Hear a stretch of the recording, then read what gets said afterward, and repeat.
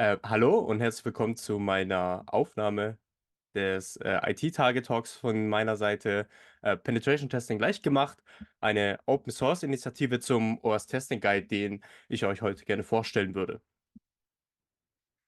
Gehen wir einmal kurz über die Agenda. Ich wollte kurz noch zwei Sätze zu meinerseits sagen. Dann wollen wir so über die Fragestellung gehen, ist die OWASP Top 10 noch genug? Ähm, genau, den klassischen Pentest-Workflow einmal durchgehen. Was macht ein Pentester überhaupt? Dann eben noch den Ursprung von Security C4PO, die Open Source Alternative, zum Testing Guide, um die es heute gehen soll. Und danach nochmal die Unterschiede, wie beeinflusst die C4PO-Anwendung jetzt den Pentest-Workflow. Da mit drin wird auch der größte Teil sein, und zwar so eine kleine Demo. Da werden wir gemeinsam so einen kleinen Mini-Pentest zusammen machen. Und danach wollen wir noch kurz über die Architektur gehen von der Anwendung selber. Genau, und am Ende noch über unsere Roadmap drüber gehen, einfach um zu zeigen, nochmal so, ja, was haben wir jetzt, was ist in Zukunft noch alles so geplant. Und ja, ich würde sagen, wir reden gar nicht lang drum rum und steigen direkt ein in den Talk. Also zuerst mal zu meiner Seite, wer bin ich überhaupt? Mein Name ist Marcel Haag, ich arbeite im Bereich Security, speziell in der Beratung und Entwicklung hier. Meine Hauptthemen, mit denen ich mich beschäftige, ist Web Application Security, Pentesting und DevSecOps. Und hier einmal kurz so, was sind Herausforderungen im Bereich IT-Security, mit denen wir uns so beschäftigen? Also wir hatten ja gerade über die Pandemie, gab es ja relativ ja, hohe Anzahlen von Angriffen, weil die Leute eben alle zu Hause waren. Ähm, aber nicht nur deshalb, sondern auch kontinuierlich ist IT-Sicherheit natürlich ein Begriff, der jetzt auch gerade deshalb jetzt nochmal deutlich mehr an Aufmerksamkeit gewonnen hat. Ähm, Genau, eine der Herausforderungen ist zum Beispiel sichere Anwendungen. Wie können wir sowas umsetzen? Der Product Owner oder der Kunde will immer, dass seine Software sicher ist, aber ja, wie können Entwickler dafür sorgen, dass das eben auch der Fall ist? Hier natürlich auch die Gefahr, nicht jeder Entwickler oder eben Projektleiter ist in Sachen Sicherheit speziell geschult. Dafür gibt es ja Leute wie mich dann eben. Es ist ebenfalls schwierig, einen Beweis für die Qualität des Sicherheitszustands zu liefern. Es gibt zwar einige Ressourcen dazu, jedoch können die überwältigend sein, weil es relativ viel an Content da draußen gibt und es auch ein bisschen schwer ist, was davon sinnvoll ist. Das wollte ich euch heute jetzt auf jeden Fall noch vorstellen. Dann die Erstellung von einem Sicherheitsprofil für Anwendungen, eben um es quasi schriftlich zu haben, wie sicher ist unsere Plattform ist. Ja, sowas wird häufig eben dann auch ausgelagert zu Drittunternehmen, die das dann machen. Das heißt, man hat auch selten ähm, eine Security-Abteilung oder Verantwortlichen im Haus. Genau, und dann eben Pentests selber, so das große Topic, worum es heute gehen soll. Wie führt man die aus? Ähm, Das Schreiben von dem Bericht hier eben ist eine relativ zeitaufwendige Sache, wo man auch ein fundiertes Fachwissen für haben muss im Bereich Hacking. Das heißt, das ist auch so eine Sache, das wird meistens an Drittunternehmen dann einfach weitergegeben.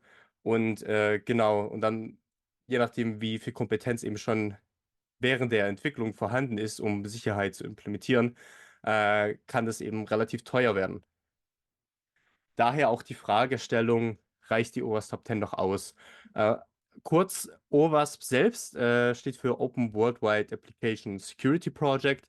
Das ist eine gemeinnützige Organisation, die hat kostenfreie Werkzeuge und Ratgeber und vieles mehr zum Bereich Security. Und ganz beliebt sind eben diese Top 10 Listen. Da wollte ich einmal kurz diese euch hier zeigen. Das hier ist die OWASP Web Security Top 10. Ähm, Ist eben eine Liste mit den Top 10 Sicherheitsrisiken von Webanwendungen speziell, die dann auch regelmäßig aktualisiert wird, wenn es da Veränderungen gibt.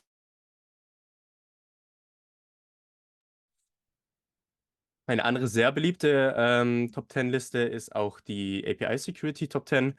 Hier eben auch Top 10 Sicherheitsrisiken von APIs, auf die eben gestoßen wurde in echten Anwendungen, die da draußen sind.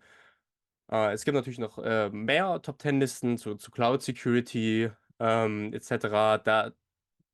das kann man sich dann eben auch auf der Oberseite anschauen. Das sind aber Web und API sind somit die beliebtesten. Die werden auch häufig in Trainings für Entwickler vorgestellt und dann mit praktischen Aufgaben präsentiert. Genau, deswegen wollte ich die auf jeden Fall noch mit reinnehmen. Ähm, Wir haben noch den ASVS, der Application Security Verification Standard. Das ist auch ein community-getragenes Projekt der OWASP, Rahmenwerk quasi, um Sicherheitsanforderungen und Maßnahmen zu beschließen für die eigene Anwendung. Eignet sich auch sehr gut, also Rahmen, um eben so ein Sicherheitsprofil, wie eingangs schon erwähnt, anzufertigen für Anwendungen, um zu gucken, ja, wie gut sind wir da aufgestellt.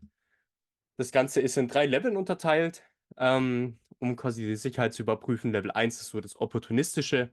Damit stellen wir sicher, dass unsere Anwendung so einen grundlegenden Schutz gegen so häufige Angriffe hat, gerade so automatische Angriffe, wo dann Hacker bzw. Script-Kiddies quasi einfach nur genau, irgendein Skript laufen lassen, um Sicherheitslücken zu finden. Level 2 ist dann schon anspruchsvoller, das ist so das Standard-Level. Spezielle Schutz für Anwendungen, die eben mit sensiblen Daten arbeiten. Also gerade jetzt seit dem DSGVO haben wir so Daten eben speziell PII, also Personally Identifiable Information, so ist wie Name, Adresse, Telefonnummer. Schützt Anwendungen hier eben auch vor entschlosseneren Angreifern, die ja schon ein bisschen tiefer in die Materie gehen. Und Level 3 ist dann fortgeschritten. Äh, Sehr geeignet eben für Anwendungen, die kritische Funktionen ausführen, wo erfolgreiche Angriffe ja fatale Folgen hätten. Ähm, genau.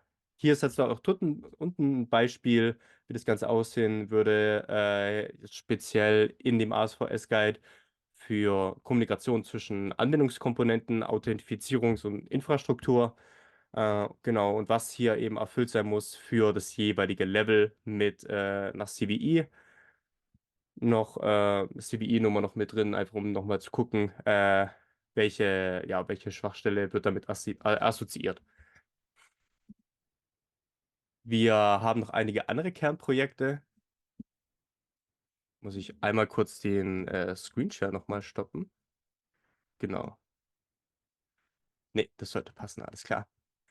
Es gibt noch einige andere Overscan-Projekte, die hilfreich sind, um die Sicherheit zu überprüfen. Es gibt das OWASP Proactive Controls, Security Knowledge Framework, Software Assurance Maturity Model. Das wird auch sehr gerne verwendet, auch bekannt unter dem Namen Project SAM. Und eben speziell diesen OWASP Testing Guide, auf den wir so ein bisschen näher eingehen wollen, gleich noch. Genau, aber was kommt danach? Also was machen wir, wenn okay, wir haben jetzt die Ressourcen genutzt, wir haben jetzt in unserem Sprint in jeder Phase so geguckt, okay, wir haben User Stories, da haben wir jetzt drauf geachtet, wie könnte ein Angreifer da was auslösen. Wir haben unsere Features uns angeschaut, was haben wir, welche Business-Prozesse sind da besonders interessant für Angreifer. Wir haben ein Security-Profil erstellt, aber wie können wir jetzt am Ende verifizieren, dass unsere Software wirklich sicher ist? Ja, und das geht eben mit Pentests. Das war wirklich jemand, ein Security-Experte, sich in die Rolle des Angreifers setzt und eben wirklich mal einen Pentest durchführt und guckt, welche Schwachstellen sind jetzt noch im System vorhanden, in dem was live ist. Und genau, wie weit komme ich mit den Schwachstellen? Wie viel Daten kann ich aufspielen? Wie viel Schaden kann ich anrichten, etc. Genau, einmal kurz so den klassischen Pentest-Workflow. Was passiert da drin eigentlich? Was macht ein Pentester? Also ein Pentest selbst kommt aus dem Bereich Netzwerk- und Systemsicherheit. Was ein Pentester macht, ist, ja, er versucht sich wie ein echter Angreifer zu verhalten. Allerdings tut er die gefundenen Sicherheitslücken nicht zu seinem Vorteil ausnutzen, sondern der dokumentiert das Ganze und macht auch Vorschläge zu einer nachhaltigen Beseitigung von den ja, Schwachstellen. Erste Phase hier, die sich angeschaut wird, ist die Scoping and Planning, also die Planung, Vereinbarung mit dem Kunden eben bezüglich den Umfang von dem Pentest, der Zeitpunkt, wann er stattfinden soll und die Grenzen des Pentests. Dann haben wir den zweiten Teil. Genau, den zweiten Teil, das ist die Discovery, also die Entdeckung. Man sammelt da Informationen über das Ziel allgemein. Ähm, Phase 3 Vulnerability Identification, also das Identifizieren von den Schwachstellen, die da sind. Da verwendet man gerne Tools, auch um weitere Kenntnisse über das Ziel zu erlangen. Wir haben Threat Modeling und Exploitation, also die Bedrohungsmodellierung und dann Ausnutzung. Ähm, Schaut man sich eben, beziehungsweise man entwickelt dann Bedrohungsmodelle und Angriffsszenarien, um Schwachstellen auszunutzen, die man davor eben ja, festgestellt hat. Phase 5 ist so eine Phase, die wird manchmal verwendet, manchmal nicht. Das ist einfach die Post-Exploitation. Das heißt, wie weit kann ich jetzt wirklich mit der Schwachstelle, die ich gefunden und ausgenutzt habe, wie weit komme ich damit ins System, wie viel Schaden kann ich damit anrichten? Quasi, man geht mit rein, was ist das Worst-Case-Szenario, was jetzt passieren kann? Genau. Und der letzte Teil ist Reporting. Also das ist so die Berichterstattung. Man erstellt einen technischen Bericht, der Risiken und die Schwachstellen berücksichtigt und eben auch Abhilfestrategien vorschlägt. Da gibt es dann oftmals so einen Teil speziell ja, für die Manager, einfach so eine Übersicht allgemein, okay, wie viel Zeit und Geld müssen wir jetzt investieren, darin das Ganze zu resolven und dann eben noch einen wirklich technischen Teil, der dann sich an die Entwickler richtet, weil die ja eben auch diejenigen sind, die das Problem lösen müssen. So wie ist jetzt zum Beispiel Web App Penetration Test Prozess. Das ist jetzt so einfach ein Allgemeinvorschlag. Jeder Pentester kann da natürlich selber vorgehen, wie es für ihn am praktischsten ist. Ähm, aber einfach um es allgemein mal hier gesagt zu haben, also am Anfang hat man natürlich die Planung, wir haben ja die Phasen gerade gesehen. Man vereinbart mit dem Kunden Umfang und die Grenzen von dem Pentest. Und dann nutzt man vielleicht einfach eine Ressource, die einem so ein bisschen hilft, äh, um quasi bei dieser Discovery, bei der Entdeckung von den Schwachstellen zu unterstützen. Da bietet sich der OWASP Testing Guide halt extrem an. Dadurch, dass da also viele Kategorien mit drin sind Informationen zur äh, Informationsbeschaffung zu der Schwachstelle, Bedrohungsmodellierungsbeispiele schon mit drin, Schwachstellenanalyse und wie man das Ganze ausnutzt. Genau, dann kommt der größte Teil, und zwar der Hacking-Teil. Man schaut, welche Schwachstellen man gefunden hat und packt da ein paar Kommentare eben einfach zur Seite, weil man muss das Ganze natürlich am Ende noch reporten. Das ist dann so die Fleißarbeit, die immer noch ansteht. Ähm, genau, und am Ende hat man dann, wenn man eben Schwachstellen gefunden hat und die sich so zur Seite geschrieben hat, dann packt man das am Ende alles zusammen, bekommt so Berichterstattung und schreiben wirklich einen ausführlichen Bericht und senden das Ganze dann zum Kunden. So, noch ein paar Worte zu dem Testing Guide, weil das eben die Ressource ist, die ich auch persönlich einfach gerne nutze, wenn es so, keine Ahnung, ums Topic Bug Bounties geht. Der Testing Guide ist wie folgt aufgebaut. Es gibt klar ein Forward, klassisch eine Introduction, kleine Vorstellung zu dem OWASP Testing Framework, wie verhalte ich mich in einem Pentest. Der interessante Teil kommt dann hier wirklich Web Application Security Testing. Das ist so einfach der Leitfaden der die ganzen unterschiedlichen Kategorien eines Pentests beinhaltet, mit Objectives zu, okay, wonach kann ich hier gezielt schauen. Ähm, Genau, und am Ende kommt dann eben noch so eine kleine Erklärung, wie kann ich einen guten Report schreiben. Das ist hier auch noch mit inbegriffen. Das ist so eine Beispielkategorie, wie das Ganze aussieht. Wir haben jetzt auch hier wieder Authentifizierung, ähm, was da für einzelne Objectives da mit drin sind, die man sich anschauen kann. Man testet auf Default Credentials, also diese Standard-Passwörter, die out of the box meistens kommen, um zu gucken, ob das funktioniert. Keine Ahnung, schwache Passwortrichtlinien, schwache Sicherheitsfragen beim Login, schlechte Auslog-Mechanismen, dass man da irgendwie doch die Session dann noch aufrechterhalten kann.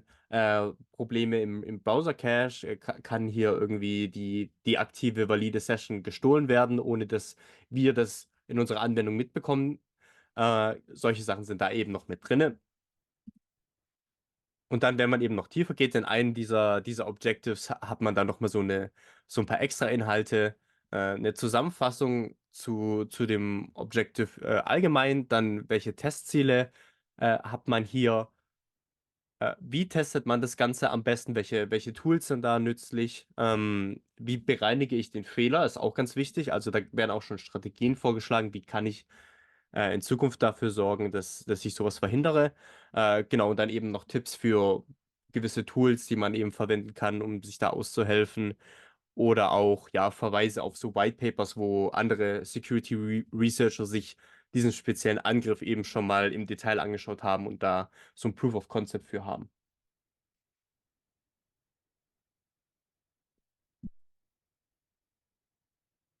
Genau, und damit kommen wir auch zum C4PO-Ursprung quasi, weil das quasi, das leibt und lebt vom äh, Testing Guide.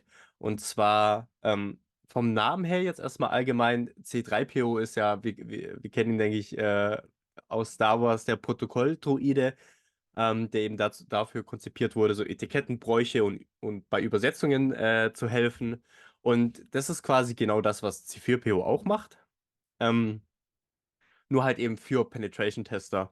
Und zwar ist es, ja, verkörpert das quasi den Testleitfaden, unterschiedliche Hacking Best Practices und Industriestandards und hilft eben dem Pentester dabei, äh, ja, so einen Pentest eben durchzuführen. Und so ist das Ganze eben entstanden. Wir haben quasi ähm, den Web Security Testing Guide uns als Grundlage aufgenommen für quasi den roten Faden. Was muss ein Pentester jetzt alles leisten? Was muss er machen? Und das dazu eine Webanwendung gebaut, in der er quasi all seine Pentests dokumentieren kann.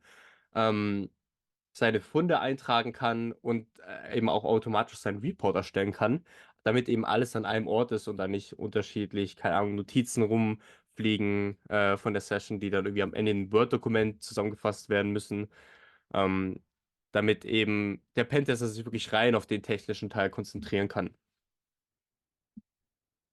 Und wir sind jetzt ebenfalls auch tatsächlich seit November Teil der OWASP, offiziell auch. Wir sind als Incubator Project gestartet, das heißt, ihr findet das Projekt eben auch auf der offiziellen Oberseite. So, und dann kommen wir auch zum praktischen Teil, wo wir einen kleinen Pentest gemeinsam machen und uns anschauen, ja, was für eine Auswirkung hat C4PO jetzt auf unseren klassischen Pentest-Workflow. Also die Planung ist natürlich relativ klar, das ist wie davor eben auch. Wir müssen uns mit dem Kunden abstimmen, eben um so den Rahmen festzulegen, wann soll der stattfinden, wie weit darf man gehen. Gibt es vielleicht Tools, die irgendwie geblacklistet sind, die ein Pentest jetzt nicht verwenden sollte, weil sonst würde zu viel Schaden entstehen. Ähm, Das ist eine Sache, die muss man natürlich immer mit dem Kunden abstimmen. Speziell jetzt aber hier Planung mit C4PO würden wir ein neues Projekt erstellen und uns genau danach eben über den OWASP Testing Guide eine Kategorie und ein Ziel auswählen, wo wir eben angreifen wollen. Da würde ich jetzt kurz nochmal den Screenshare abändern und genau einfach kurz den Bildschirm wechseln, um zu zeigen, wie das Ganze aussehen würde.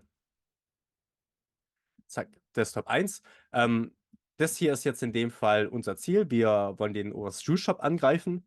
Das ist auch ebenfalls ja, eine Webanwendung mit relativ vielen Sicherheitslücken von der OWASP, die man so nutzen kann, um eben so ein bisschen rumzuspielen. Genau, und davon wollen wir jetzt eben einen Mini-Pentest machen, weil für den Ganzen hätten wir nicht die Zeit für. Ich bin hier rechts noch auf der C4PO-Anwendung. Da würde ich sagen, tun wir ein neues Projekt erstellen. Ich sehe gerade, ich habe alles auf Englisch. Ich würde das kurz auf Deutsch umstellen, weil der Vortrag ja auch auf Deutsch ist. Ähm, genau. Wir fügen ein neues Projekt ein. Projekttitel ist so quasi, was greifen wir jetzt an? Da würde ich sagen, hier einfach der Juice Shop. Äh, Der Name des Auftraggebers wäre die OWASP und der Name des Testers wäre ich. Am Ende ist hier nochmal so eine Zusammenfassung, die ist jetzt für den Anfang nicht relevant fürs initiale Erstellen, aber genau, das ist dann natürlich für später, kann man nochmal ja, eine allgemeine Beschreibung, wenn man durch ist mit dem Pentest, einfügen zu, was hat man gefunden, was vielleicht besonders relevant, um das so in ein paar Sätzen am Anfang zusammenzufassen in seinem Report, plus halt so ein paar Rahmenbedingungen Bedingungen hier sich vielleicht noch mal reinzuschreiben. So, wir sehen jetzt, wir haben ein neues Projekt erstellt, den OS2 Shop. Das habe ich extra mit dem Neulabel ähm, hier mit drauf. Wann haben wir das Ganze erstellt? Plus, wie viel Fortschritt haben wir? Ihr seht hier oben, ich habe ein paar ähm, Beispiel-Pentests schon gemacht gehabt. Da ist der Progress deutlich weiter. Hier ist jetzt halt null, weil wir das eben gerade erst erstellt haben. Und ich würde sagen, wir gehen jetzt mal rein, weil wir wollten ja uns auf jeden Fall anschauen, was so das erste Ziel von uns sein soll. Und genau dafür können wir uns jetzt hier quasi Kategorien aussuchen. Wir haben diese normale Informationsbeschaffung. Können wir gucken, okay, gibt es hier vielleicht irgendwie versteckte Seiten? Identifizierung der unterschiedlichen Einstiegspunkte hier, Zuordnung der Softwarearchitektur kann man hier dokumentieren. Ähm, Solche Sachen eben. Wir werden jetzt nicht jede Kategorie was machen, weil uns dafür die Zeit nicht fehlt, aber ihr seht, das ist quasi eins zu eins dieselben wie von dem Testing Guide. Ihr habt auch hier oben die Möglichkeit, sich nochmal speziell den Testing Guide anzuschauen. Wir haben hier unten unter dem Punkt Web Application Security Testing, haben wir hier auch hier Information Gathering, die Kategorie und können uns hier nochmal die Punkte im Speziellen anschauen. Ähm, genau. Da will ich auch nochmal kurz zurückgehen, weil was wir jetzt speziell anschauen wollen, ist Kryptographie. Genau, Testing für schwache Kryptographie. Ähm, genau, dafür kann ich aber auch in die Anwendung zurückgehen und hier auf den Teil Kryptographie gehen. Da haben wir diese drei Challenges. Ähm, genau, und da würde ich sagen, steigen wir mal ein mit so Testen auf schwache SSL und TLS-Chiffren, unzureichende Transportschicht, etc. Wenn ich da nochmal kurz in die Präsentation gehe, genau, dann gehen wir jetzt quasi zum Hacking-Teil über. Das heißt, wir gucken, welche Schwachstellen hier gibt es in dem Juice-Shop davon und dokumentieren das Ganze einfach. So, viel dazu. Ich mache das hier wieder klein und springe einmal direkt in die Kategorie rein. Was wir hier sehen, ist jetzt so eine allgemeine Info zu dem Objective selber. Testen auch schwache SSL- oder TLS-Chiffren. Sehen hier, okay, worum geht es hier überhaupt? Sensible Daten müssen geschützt werden und auch sicher übers Netzwerk übertragen werden. Informationen über HTTPS statt HTTP. Ähm, Genau, warum wir das Ganze machen wollen, was sind so häufige Probleme, die hier stattfinden. Wenn wir sowas Zertifikatgültigkeit für HTTPS muss da sein, Verwenden von Secure Flags für die Sitzungscookies, Verwenden von dem Strict Transport Security Protokoll, so dass auch immer abgesichert ist, dass der Anwender redirected wird auf unsere HTTPS-Seite, wenn er versucht, auf die HTTP-Seite zu kommen, damit eben die Kommunikation verschlüsselt bleibt. Und dann eben hier nochmal unten auch nochmal so ein paar Sachen, so Checklisten, Kriterien, die man sich anschauen kann. Schlüssellänge, Mindestschlüssellänge muss eingehalten werden. Äh, genau, nicht, nicht das Verwenden von schwachen Chiffren, also die weniger als 128 Bit haben. Äh, genau. Also so allgemeine Informationen eben zu dem Objective selber. Aber jetzt wollen wir ja praktisch hacken. Jetzt wollen wir quasi all in gehen. Dafür gehen wir schon mal auf Funde. Wir können theoretisch, während wir jetzt nach einer Sicherheitslücke suchen, können wir hier schon mal einen Timer starten. Ähm, genau. Und der dokumentiert einfach so die Zeit mit, wie lange wir brauchen. Das ist nicht relevant für den Report am Ende, aber ist vielleicht ganz interessant für einen selber als Tester, wie viel Zeit habe ich jetzt gebraucht. Eventuell tue ich ja auch zeitlich quasi beim Kunden dann das Ganze im Preis mit reinpacken. Deswegen ja immer gut, das mit dabei zu haben. Und genau, dann würde ich sagen, schauen wir uns das Target nochmal genau im Detail an. Ich habe mich jetzt mal schon mal im Vorfeld mit dem Account eingeloggt. Ich bin hier gerade als Admin angemeldet und jetzt geht es eben darum, okay, wo gibt es jetzt vielleicht ja, schwache Kommunikation? Ich habe den Juice-Shop lokal gestartet über Docker, das heißt, die Connection ist jetzt halt nicht sicher. Grundsätzlich wäre das Ganze aber HTTPS, deswegen, also zumindest die Version, die offiziell von der OWASP auch gehostet wird. Das heißt, das wollen wir uns jetzt nicht anschauen. Viel interessanter ist der Token von dem Nutzer, mit dem wir uns eingeloggt haben. wir können uns die Entwicklerkonsole mal aufmachen und genau unter dem Tab Application können wir den momentanen Storage sehen. Wir haben den Local Storage mit unserem Token, den Session Storage mit einer BID bzw. Basket ID hier. Genau, was wir uns jetzt eben anschauen wollen, sind die Cookies. Äh, so, genau, und da würde ich sagen, gehen wir mal aufs Tokenfeld und kopieren uns den Wert von dem Token einfach mal raus. JSON Web Tokens sind ja einfach nur Base64 kodiert. Das heißt, das kann man relativ schnell sich anschauen und das würde ich sagen, machen wir jetzt auch gleich. Und zwar mache ich das hier wieder zur Seite und öffne Cyberchef. Das ist so ein Schweizer Taschenmesser für Leute, die in Security arbeiten. Hat halt ja, äh, relativ viel Features, was so URL-Kodierung angeht, Kodierung allgemein, Analyse von Hashes, etc. Genau, und da wollen wir jetzt einfach mal die Token reinpasten. Und würde ich sagen, machen wir dieses Rezept hier an. Das heißt, wir tun quasi Base64 dekodieren. Was wir hier jetzt haben, ist ganz klar, wir haben hier den Typ von dem Webtoken, also von dem Token ist ein JSON-Webtoken. Der Algorithmus, der verwendet wurde, also RS256 und genau, das ist quasi die Header-Information von dem Token. Am Ende hier, das, was nicht richtig dekodiert werden konnte, ist die Signatur vom Token. Das ist auch gut so, dass es nicht dekodiert wurde, weil wäre blöd, wenn es so wäre, weil damit überprüfen wir die Integrität des Tokens. Wenn man das einfach fälschen könnte, jetzt hier im Nachhinein, dann ja, würde der Token an Integrität verlieren. Was uns jetzt aber interessiert, ist speziell der Buddy. Also da werden so allgemeine Informationen in dem Token eben mit drin beinhaltet für eben zu welchem Nutzer wurde das Ganze ausgestellt oder so allgemeine Informationen wie welche Rolle hat der Nutzer. Wir sehen hier Rolle Admin, äh, so hier noch ein Link zu dem Profile-Image, wo liegt das Ganze auf unserem Webserver oder auf unserem Resource-Server. Genau, wir sehen die E-Mail, den Nutzernamen und die ID von dem Nutzer und hier eben auch interessant, wir sehen das Passwort. Das ist jetzt natürlich nicht im Klartext, aber wir haben zumindest den Passwort-Hash. Das ist eine Information, die hat hier eigentlich gar nichts zu suchen, weil das sollte nur bei uns ja, im Backend quasi mit gespeichert sein oder auf unserem Authentication-Server. Die Information hat hier absolut nichts zu suchen und ist aber gut für uns, weil wir können uns das Ganze anschauen. Wir haben zumindest den Passwort-Hash, nicht im Klartext, also das könnten wir auch nicht wiederverwenden in einem Login, aber wir können zumindest den Hash analysieren. Das heißt, wir pasten den hier oben mal rein. Ist jetzt natürlich nicht Base64, weil das wäre ein bisschen zu einfach, aber wir können uns den Hash mal analysieren. Und was wir hier jetzt rausbekommen, ist doch mal so die Länge von dem Hash und dann eben basierend darauf werden so ein paar Vorschläge gemacht, um welche Hash-Funktion es sich handeln könnte. Äh, Genau, eben hier aufgelistet nach, was am wahrscheinlichsten ist. Und wir sehen hier gerade so dieses MD5, MD4, MD2. Das sind relativ schwache Hashing-Funktionen, die eben auch schon lange deprecated sind,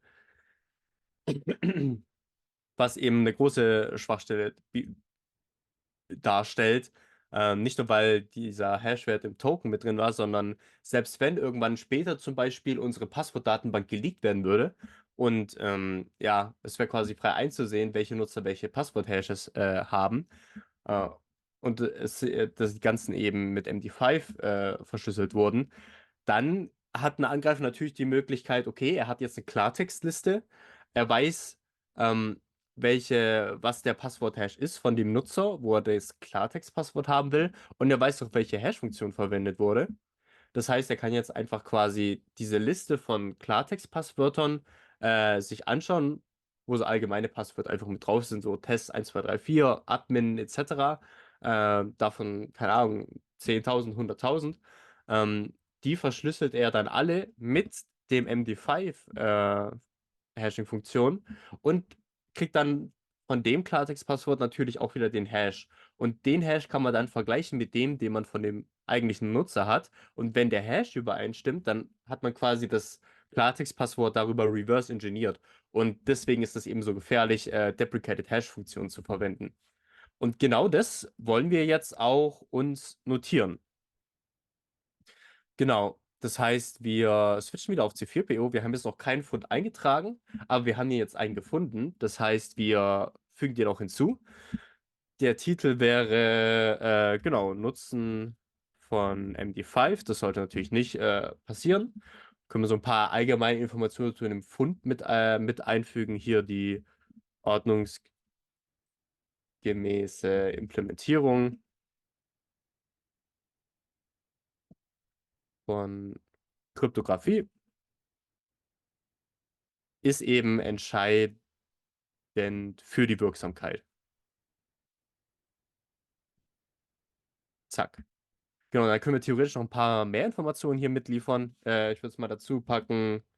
Speziell jetzt zu dem, was wir gefunden haben. MD5 ist deprecated und leicht zu knacken, sodass man einfach das Passwort im Klartext erhalten kann. Genau. Beziehungsweise hier in Klammern durch Reverse Engineering. So, dann hätten wir das dokumentiert. Auswirkungen, ja, wo hat das speziell eine Auswirkung? Klar, auf die Token-Integrität, beziehungsweise, das heißt Token-Integrität, lass uns lieber sagen, ja, aufs Passwort selber natürlich, ähm, auf dem Token, dadurch, dass es eben damit drin war, beziehungsweise eben die Anwendung selbst, oder auf die Nutzer der Anwendung. Die sind nämlich betroffen dann eben durch Passwort-Leaks. Einfach nur, um so allgemein so ein paar die Auswirkungen eben mit zu dokumentieren. Und dann kommen wir zum interessantesten Punkt. Das ist das, was natürlich dann die Entwickler auch wirklich brauchen. Und zwar Reproduktionsschritte. Also wir als Tester jetzt dafür gesorgt, dass wir eben diese Schwachstelle gefunden haben. Da wäre Schritt eins ist natürlich erstmal einloggen mit beliebigen Nutzer. Genau, Schritt 2 einfach Step by Step notieren, was hat man gemacht. Token aus Browser, Konsole kopieren. Ich mache es natürlich jetzt ein bisschen in Schnellform und nicht so ausführlich, einfach um alles zu zeigen.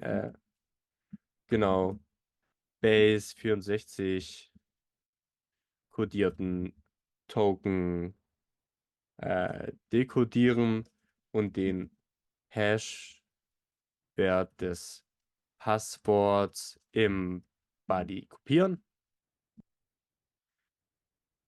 Genau, und dann eben nochmal hier Schritt 4, Hash analysieren. Und das Ergebnis wird sein MD5, wie wir gesehen haben. Beziehungsweise wir haben ja die Alternativen MD5, MD4, aber genau, MD5, MD4 etc. Genau. Wir können hier ebenfalls noch so einen Verminderungsvorschlag, wie kann ich dafür sorgen, dass das Problem nicht mehr auftaucht. Können natürlich allgemein sichere Algorithmen zur Verschlüssel Verschlüsselung verwenden. Genau, hier speziell bei Passwörtern können wir so ein kleines Beispiel geben. Okay, was macht hier Sinn? Argon 2 ist zum Beispiel recht beliebt und Bcrypt. Ähm, Die brauchen zwar ein bisschen länger, das sind zwar sichere ja, Verschlüsselungsalgorithmen, aber die brauchen auch relativ lang. Hilft uns aber natürlich, weil je länger es braucht, weil wir tun die Passwörter ja nur einmal verschlüsseln beim Anlegen vom Nutzeraccount. Genau, und dann, ja, hilft uns das natürlich, falls wirklich irgendwann mal unsere Passwortdaten mal geleakt werden sollte, je länger es halt braucht, um ja, Passwörter zu verschlüsseln, desto länger braucht es auch, um Passwörter ja, Passwort-Hashes zu erlangen und die zu vergleichen. Also, das ist halt deutlich zeitaufwendiger für den Angreifer dann am Ende. Gibt natürlich noch andere Sachen, die man noch dazu packen kann, sowas wie Salts. Aber darauf will ich jetzt gar nicht eingehen, genau. Ähm, so, dann haben wir jetzt zumindest den Fund mal mit angelegt. Oh, jetzt habe ich natürlich hier die Schwere ist niedrig. Ist natürlich nicht ganz so sinnvoll, weil ich meine, wir können Passwort und Klartext haben. Das heißt, da machen wir auf jeden Fall Critical mit rein als Schwere des Fundes. Das ist das Einzige, was hier wirklich valide ist. Und speichern uns das Ganze so ab. Zack, pausieren den Timer. Wir haben jetzt 8 Minuten gebraucht. Und bam, machen das Ganze fertig. Wenn wir raufgehen, sehen wir auch nochmal in der Übersicht, okay, der ist jetzt fertig. Wir haben einen Fund, wir haben jetzt keine Kommentare noch hinzugefügt, brauchen wir auch nicht. Genau, das heißt, damit sind wir dann. Der nächste Schritt, was jetzt kommt, wenn man wirklich noch deutlich mehr gemacht hätte, wie nur das eine, äh, genau, dann macht man eben am Ende noch seinen Bericht. Das heißt, genau, man tut die Sachen, die man gefunden hat, die ganzen Funde zusammenfassen und macht einen ausführlichen Bericht. Und das können wir jetzt eben auch automatisch machen über C4PO. Das heißt, ich share hier auch wieder die Anwendung einfach. Genau, und wir erstellen einfach mal den Report mit den Informationen, die wir hier jetzt haben. Dafür gehen wir oben rechts auf Bericht und sehen nochmal so eine Übersicht. Wir sehen den Projektnamen zu dem Pentest, den wir gerade durchführen. Genau, und sehen eben, wie viele von den Objectives wir bearbeitet haben und wie viele nicht. Da sehen wir auch, nicht angefangen sind 94. Das heißt, es gibt hier einiges an Content, wo ein Pentester sich ransetzen kann. Ähm, genau, pausiert ist nichts, was noch in Progress ist gerade auch noch nichts. Aber einen haben wir fertig und das ist auch so die Mindestanforderung, um diesen Report generieren zu lassen. Wir haben ein Finding hinzugefügt und das Ganze auch abgeschlossen final. Ähm, und das wird ja auch nochmal hier, einer ihrer abgeschlossenen Ziele wird in den Pentest-Bericht mit aufgenommen. Die Sprache für den Bericht würde ich sagen, nehmen wir auch einfach auf Deutsch und generieren den Report. Zack, und was wir jetzt bekommen, ist eben ein Pentest Report. Der ist jetzt nur 7 Seiten lang, aber hat die Informationen, die wir eben brauchen, mit dem Fund, den wir haben. Genau, wir haben ein Deckblatt mit dem Report, genau, dem Kunden, den wir angegriffen haben und dann nochmal allgemeine Informationen zu dem Namen vom Pentester und wann das Ganze durchgeführt wurde. Im Inhaltsverzeichnis haben wir nochmal so Zustand der Vertraulichkeit. Er muss einfach mit rein. Das ist so einfach Teil davon, um sich ein bisschen abzusichern. Eine Zusammenfassung, also eine Bewertungsübersicht und Empfehlungen, Anzahl der Funde pro Kategorie, Schweregradübersicht. Genau, also hier so allgemeine Informationen fürs Management quasi, alles auf einen Blick. Und dann kommen wir auch zu den technischen Details für Funde und Kommentare. Das sind die Informationen für die Entwickler, die dann die Schwachstelle resolven sollen. Ähm, Genau, also da ist eben mit drin der Fund, den wir haben und am Ende noch ein paar Anhänge, so allgemeine Informationen noch. Genau, Zustand der Vertraulichkeit ist einfach so ein Prosatext. Dieses Dokument ist geschützt und enthält vertrauliche Geschäftsinformationen, bla bla bla. Hier die Zusammenfassung fürs Management. Da wäre jetzt quasi auch nochmal diese Information, okay, unter welchen Rahmenbedingungen hat der Pentest stattgefunden. Wir haben so eine Übersicht, Anzahl der Funde pro Kategorie. Da haben wir jetzt hier alles nur Kryptographie rot. Weil wir hier eben nur hier einen Fund dokumentiert haben und hier nochmal eine Schweregradübersicht. Da werden nochmal alle Funde quasi aufgezeigt, auch nach Gewichtung. Wir haben jetzt nur einen notiert und der ist critical, deswegen ist hier auch alles so pink. Genau, und danach kommen wir auch schon direkt zu dem Hauptteil und zwar wirklich die detaillierte Beschreibung, die technische Beschreibung von den Funden. Äh, Jetzt haben wir hier natürlich nur einen, aber ist ganz gut für die Zeit jetzt, die wir noch übrig haben. Genau, und hier sehen wir eben genau das, was wir hier notiert haben vorhin. Titel, Nutzen von MD5, der Schweregrad, die Beschreibung, die Auswirkungen davon, noch die Schritte zur Reproduktion und wie können wir das Ganze vermindern. Ähm, genau, haben jetzt keine speziellen URLs oder APIs, die betroffen sind, mit extra noch mit eingefügt. Genau, Anhänge sind dann einfach, wie kommt man überhaupt auf den Schweregrad? Risikomatrix ist da mit drin und nochmal eine ausgeschriebene Definition von dem Schweregrad, von den 4, die wir da zur Auswahl haben. Genau, also so würde der Report jetzt aussehen. Das Ganze könnte man sich dann downloaden und dann eben dem Kunden schicken und hat dann quasi alles mit erledigt, obwohl man eigentlich nur den Fund in der Anwendung eingetragen hat. Genau, und so läuft das Ganze eben ab mit C4PO. Ich stoppe den Screenshare nochmal und teile dann gleich die Präsentation nochmal. Zack. Genau. So, genau. Das heißt, wir haben die Berichterstattung abgeschlossen. Es ist ja die Frage, wo hilft jetzt C4PO? Also ganz klar bei der Planung, weil man hat alles an einem Ort, auch für, wenn man mehrere Pentests macht oder auch mehrere Objectives dann innerhalb von dem Pentest, kann man alles über die Plattform notieren. Bei der Discovery, wir haben ja die Information innerhalb der einzelnen Objectives, okay, worauf kommt es hier an? Noch eine kleine Erklärung einfach, wie geht man hier jetzt vor? Was sind so die häufigsten Fehler, die hier passieren? Ähm, und beim Reporting, weil wir eben alles automatisch haben.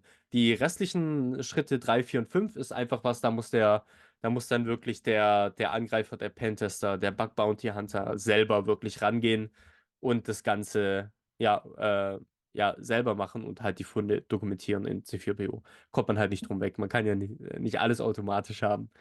Genau, aber zumindest so dieses lästige Reporting-Arbeit, wo man halt auf so vieles noch mit achten muss, was halt nicht nur rein technisch ist, sondern um es einfach ordentlich zu haben, damit es beim Kunden auch gut und verständlich ankommt, das wird einem komplett eben abgenommen. So, das ist noch so eine allgemeine Vorteilsübersicht, was C4PO liefert. Wir haben die zentrale Organisation und Übersicht von Pentests. Es ist eine relativ einfache Möglichkeit, in Pentests einzusteigen, ohne da wirklich tiefe Vorkenntnisse zu haben. So ein guter Einstiegspunkt für neue Bug Bounty Hunter oder Entwickler, die in Security einsteigen möchten.